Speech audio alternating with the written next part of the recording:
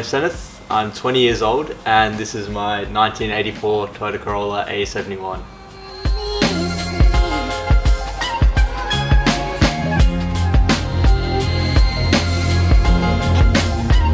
I've just been into Corollas like these since I was like 14 or so.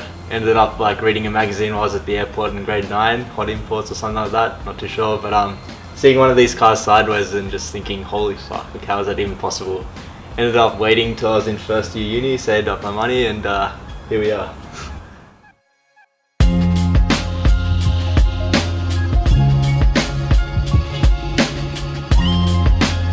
Yeah, so basically started with like all other like buying these kinds of cars, like just through Facebook, drift sales I think one of them.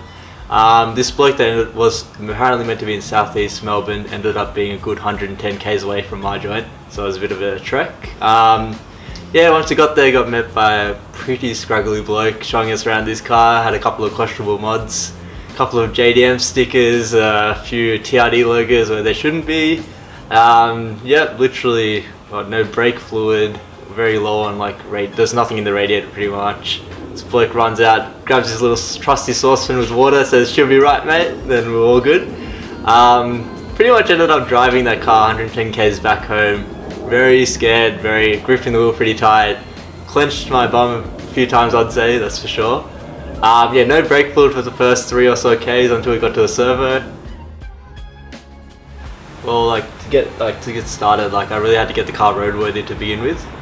So the first thing was rust, getting the bearings sorted, bushing sorted, a couple of things here and there in the interior. What else? The ignition barrel used to pop out, had to sort that out as well. Basically that took the biggest chunk of time, probably about two and a half years I'd say. Basically it was a rust repair that was literally taking the windscreen out, cutting metal, replacing it, welding in new metal. Same with the boot area, still got to do the window sills and all that, but apart from that, yeah, just new bushings, new steering rack, new tie rod ends, little things here and there basically, yeah, lenses here, freshening up certain things, parts here and there, bit of painting, nothing too serious I guess. Once it was roadworthy, that was kind of where I decided to do a little bit of mods as well. Probably my biggest focus with mods would probably be suspension. So with the front, I've got coilovers up top, bigger brakes as well, the camber adjustment, all that typical kind of stuff. JDI shortened knuckles, which has 0 Ackerman as well, K55 LCAs. For the rear, I've got some stupid low short shocks, Sierra short strokes. Also got cut springs in there, Commodore springs. And just for reference, this is a standard spring, it's probably about literally that high from here to here. So about 50% of this, which is a bit silly, but I promise I'm going to get something a bit better later on. On top of that, I've got Techno Toy tuning traction brackets in there, Super Pro bushes, and that's about it as far as suspension goes. Other than that, got 14-inch Star Sharks, which are probably my dream wheels since God knows how long. Yoshimura RS3 muffler, and just intimates really, just steering wheel, gear knob, that's about it. Long term, I'd ideally like to do an engine swap of some kind, preferably like a F20C probably. I don't know, just the idea of VTEC, 9k RPM, 180 kilowatts in a 900 kilo car screaming would just all kinds of yes to me, and that'd be mad. Probably the biggest thing I dislike about this car is that it's good from far, but far from good really. It's got a lot of imperfections, like dents here and there, rust and all that kind of stuff, and it's just going to take a lot of time to fix properly. And it looks good for the internet, that kind of thing, but to me it's just, yeah, it's never going to be perfect the way I want it. What I like about it? Ooh. Well, literally, I just love how one small thing, one small mod can completely change the car. Literally coilovers at the front, traction brackets at the rear, made the world of difference, changed the car completely. And it's one of those things that's so simple and so easy to do, and working on it's just absolute piss, so I love it. I can't think of a time when I clicked for me cars was my thing. Literally ever since I was a kid, the first thing I thought was cars. My life revolved around cars. My mom would tell you, I literally pointed at manufacturers as a toddler pretty much. Drawing cars is everything for me, and then getting games like Gran Turismo, that kind of thing just really picked it up for me in terms of cars. I feel like when I'm working on my car, there's some sort of effort involved, some kind of like hardship or some kind of time spent on it, and then there's a reward at the end. There's some sort of like thing that makes you think, holy shit, oh, this has been worth my time, this has been a good experience, like your learning curve with your mates, that kind of thing.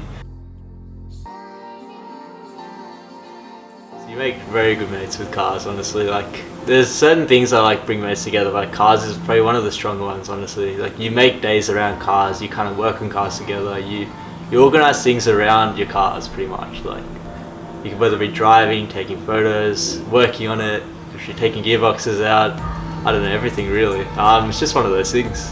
Like, it's one of the best ways to make mates. You're kind of like, you're putting your money into what makes you happy, and like everyone has their own poison, I guess. Like, you just pick your poison. Like, if it's cars, so be it. It's expensive, you accept it. You obviously don't let your life literally go down the drain because of your car, but at the same time, like, you know, you gotta enjoy yourself somehow. I think cars are a good way to do it.